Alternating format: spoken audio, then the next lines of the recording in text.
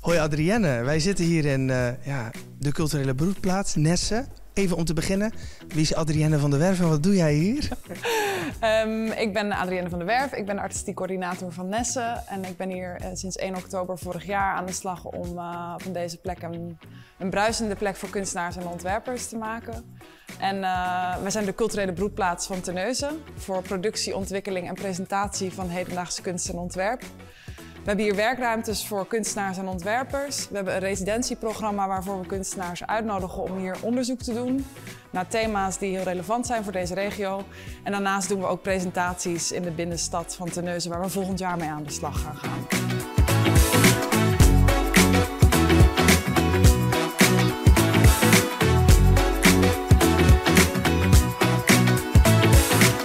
Om eerst maar eens te beginnen bij die culturele broedplaats.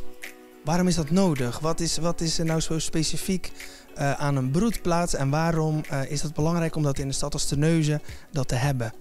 Een broedplaats is een plek waar kunstenaars, ontwerpers, mensen, overheden, gemeentes bij elkaar kunnen komen en kunnen nadenken over de toekomst van deze regio. En het is een plek voor kunstenaars en ontwerpers om te kunnen werken. In Zeeland hebben we weinig ateliergebouwen, zoals je dat in andere provincies of in steden kent. Dus een plek waar kunstenaars samen kunnen werken. En ook daarom op een laagdrempelige manier met elkaar in contact kunnen komen.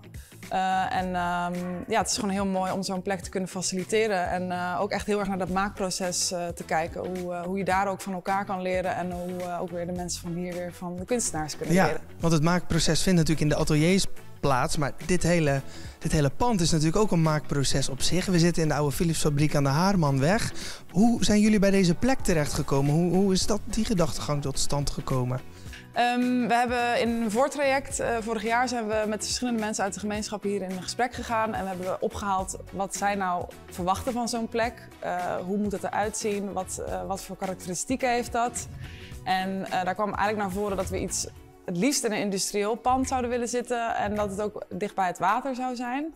Nu, hemelsbreed zijn we dicht bij het kanaal, maar om het echt te komen duurt dat eventjes. Nou, industrieel pand is wel gelukt. Het industriële pand is wel gelukt en we hebben fantastische binnentuinen waar we ook al verschillende activiteiten gaan doen. Ja, ik sta hier met de kunstenaar Yuri Cupin in het Frans. Hè?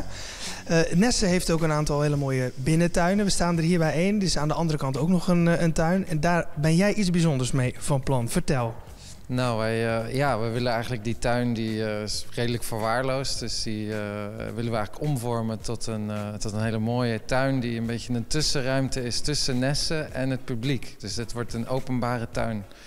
En zeker omdat Nesse geen presentatieinstelling is, maar vooral een studio-instelling waar gewerkt wordt, is het denk ik een hele mooie vorm om toch publiek hier naartoe te krijgen. En eigenlijk het idee met de tuin is om vooral een gemeenschap te bouwen. Dus we gaan die tuin helemaal van nul eigenlijk aanleggen. En we gaan dat stap voor stap met medewerking gaan we dat aanleggen. En dan hopen we dat daarmee ook die tuin beheerders krijgt. Dus dat mensen zich ermee gaan verbinden, dat mensen iets kunnen leren, maar ook vooral mensen ontmoeten.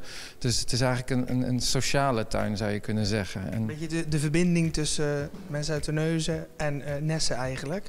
Jij noemt dat je mensen gaat betrekken in het inrichten van de tuin, het onderhouden van de tuin, eigenaarschap geven aan de tuin. Hoe ziet dat proces eruit? Hoe zit dat planmatig in elkaar?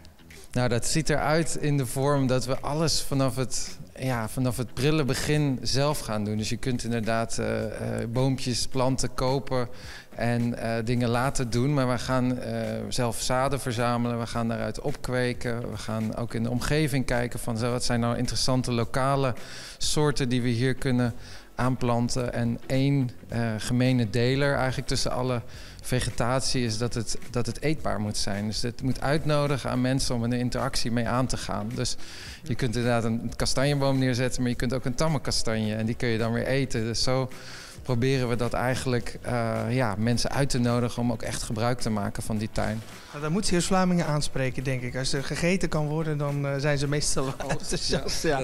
Ons artistieke programma voor 2024, 2027 heet Being in the World. Dus we zijn echt bezig met de wereld. Hoe kunnen we ons verhouden tot de wereld? Hoe kunnen kunstenaars en ontwerpers objecten creëren waardoor we weer met elkaar in die gedeelde wereld kunnen zijn? En om die wereld die hier draait, ook binnen andere kennisinstellingen in Zeeland over water, voedsel en energie. Dus het is ook toepasselijk dat we binnen die 3 thema's ook werken om ook te kunnen aansluiten bij de huidige onderzoeken die dan vooral door wetenschappers worden gedaan. Maar juist die vertaalslag van een kunstenaar naar een publiek maakt ook weer dat onderzoek weer beleefbaar wordt.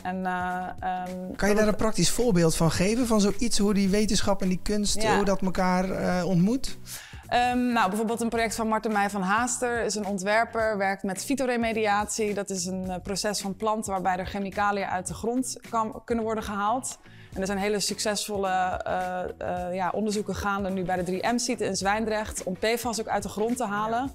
En die kunstenaar is al heel lang bezig om te kijken wat ze met die plantresten kan doen. Want je moet zien dat dat eigenlijk gewoon de massa verkleint. Dus die blijft niet in de grond zitten, maar het gaat naar de plant. Wat doe je dan uiteindelijk met die plant? Dat wordt nu verbrand. Wat kan je er nog meer mee doen?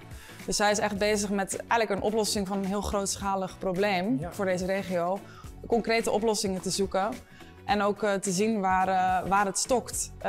En daarbij werkt ze bijvoorbeeld samen met een grote bouwgroep die in biobased materialen werkt. Met de Universiteit Antwerpen. Maar ook hier met de lokale gemeente. Wat je net al zei, de tuin is nu nog in redelijk verwaarloosde staat. Is dat ook het punt waaruit je gaat vertrekken? Of gaat het allemaal plat? Wordt het een kale tuin en ga je vanuit daar opbouwen? Nee, we gaan wel kijken van wat staat er al, wat groeit er al en wat kunnen we eigenlijk gebruiken. Dus het is wel het idee om hieruit eigenlijk verder te gaan. In plaats van het helemaal bij nul platte walsen gaan we wel integreren wat er staat. Er staan bijvoorbeeld hele mooie boompjes, die staan er misschien al 30, 40, 50 jaar. Ja, die blijven natuurlijk staan. Dat is ook de geschiedenis van de plek die dan terugkomt in de tuin. Dus daar maken we dan een uitzondering voor als die niet eetbaar zijn. Ja, precies. En dan zei jij van, we willen ook misschien een aantal mensen wel verantwoordelijk maken. Of mensen die toegang hebben tot de tuin. Zijn dat dan eigenlijk de mensen die van jou het stokje moeten gaan overdragen als jij de tuin helemaal, of als jullie de tuin helemaal vormgegeven hebben zoals je het in je hoofd hebt? Ja, dat is wel het idee. Dus de tuin is eigenlijk meer een middel. Het is geen doel. Dus er wordt wel een tuin is het resultaat. Maar uiteindelijk wil ik liever tuinders kweken dan een tuin zelf. Ja. Dus het is ook echt, het hele proces is een workshop. Het is 1 lange workshop van bijna een jaar eigenlijk. Dus volgend jaar eind juni. Dat is natuurlijk het mooie moment ook. En dan gaan we de tuin officieel openen. En dan hebben we ook een gemeenschap gebouwd. Dus we hebben niet alleen een tuin gemaakt, maar we hebben om die tuin, om die planten, hebben we een gemeenschap gebouwd. En dat is eigenlijk het belangrijkste. Want tuinen, die hebben altijd tuinders nodig. Ja. En ik heb veel tuinen aangelegd. En het is vaak als je dan na een jaar terugkomt, dan verliezen mensen ook een beetje de binding daarmee. En ik denk op deze manier kun je echt mensen een soort van toegang geven tot alle facetten van een tuin. En daar hoort ook ontwerp bij, het zaden verzamelen, het onderhoud. Maar die tuin mag best wel een beetje verwilderen. Dus die gaan we wel aanplanten dat die ook met minimale hulp eigenlijk alsnog heel mooi blijft. We zitten hierbij tussen de ateliers, de werkruimtes. Ja. Wanneer kom je in aanmerking of wanneer mag je hier eigenlijk een werkruimte huren? Of wat voor type kunstenaars huizen hier eigenlijk in Nessen? Nou, toegepaste en autonome kunstenaars, dus kunstenaars en ontwerpers. Er is een selectieprocedure, maar dat is voornamelijk geënt ook op kwaliteit, gemeenschapswerking en ontwikkelingspotentieel. Dus in hoeverre je je ontwikkeling ziet en hoe je je wil laten inspireren door deze plek. En dat zijn eigenlijk de drie vereisten. En natuurlijk dat gemeenschapswerking. Iedereen heeft hier zijn eigen voortuin waar die grootst kan werken. Dus je zit ook echt naast elkaar als buren. Dus daar moet je ook wel op zitten te wachten. Ja, dat eigen ecosysteem, daar moet je wel in mee willen draaien. Ja, precies. Zeg maar. Ja. Maar het biedt ook heel veel meer dan enkel een kamertje in je eigen huis. Het biedt de tuinen mogelijkheid om zelf werken te kunnen exposeren hier in de hal.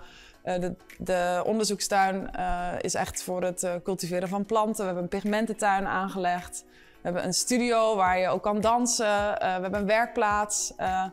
En ook eigenlijk alles wat de mensen nodig hebben om hier te kunnen werken, dat wordt eigenlijk weer gaandeweg daaraan toegevoegd. Want Rome is ook niet in 1 dag gebouwd. En het is heel fijn om ook die organisatie te laten voeden door die kunstenaars en ontwerpers en te zien wat zij nodig hebben om hun werk te kunnen doen. Er nog 1 vraagje. Hoe gaan we die mensen, of hoe ga je die mensen vinden of zoeken die met jou mee die tuin willen vormgeven? Nou, het is een fantastisch moment misschien om een oproep te doen aan iedereen in Terneuzen en omstreken om ons te komen helpen. Ben je geïnteresseerd in tuinen? Ben je geïnteresseerd in gemeenschap? Wil je leren over ecosystemen, over alle facetten van planten? Wil je samenwerken met mensen? Dan ben je van harte welkom. Je kunt ons een mailtje sturen via Nesse. Maar je mag ook gewoon langskomen. We zijn er iedere donderdag van 10 tot 4 ongeveer. En we eten samen, we hebben samen lunch. Alle materialen zijn hier en het enige wat je hoeft te doen is langs te komen. Kijk, bij deze warme oproep, dankjewel Juri. Veel succes. Dankjewel. De Nesse wordt gefinancierd door de Regio-deal, Noord Seaport District, met ondersteuning van de gemeente Terneuzen en de provincie Zeeland. En dat is een project voor 4 jaar. Voor 4 jaar, oké. Ja. Normaal gezien gaat het naar de grote economische spelers in deze regio om de leefbaarheid te verbeteren. Maar sinds 2024 is dus voor het eerst een luik cultuur aangevraagd. En daarvan profiteren wij, want zo'n organisatie opzetten, dat zou niet met cultuursubsidies alleen hebben gekund. Maar de wens en het doel is wel om aan het einde van die regio-deal een gezonde organisatie te hebben, waarbij alle werkruimtes zijn verhuurd, waardoor we een mooie exploitatiebegroting hebben. Ja. En met Rijkscultuurfonds het artistieke programma ook verder te kunnen uitvoeren. Dus het gaat echt over een financiele mix waar we naar op zoek zijn. Precies, een zelfredzame organisatie opzetten die natuurlijk wel nog voor misschien projectmatig subsidie, maar die wel zelfstandig draait. Ja, en ook echt lokale inbedding, internationale uitstraling. Dat is ons credo. Dus vandaar ook de naam Nesse.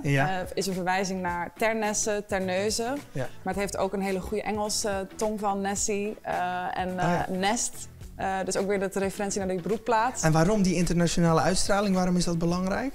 Omdat we het wel hebben over de wereld. En de wereld is een veelheid van stemmen. En ik voel ook dat in Terneuzen komt de wereld eigenlijk samen, maar het passeert hier vooral. Oh ja. Het is eigenlijk die haven die we hier willen maken, waar mensen kunnen aankomen. En niet de doorvoersluis waar alleen maar de mensen doorheen passeren, zeg maar. Ja. Zoals dat nu meer is, met de tunnel en de grote sluis. Terneuzen is ook echt een bestemming op zichzelf. De wereld passeert hier en wij proberen ze hier een beetje te verzamelen ook. Ja, heel mooi, heel mooi. Dankjewel.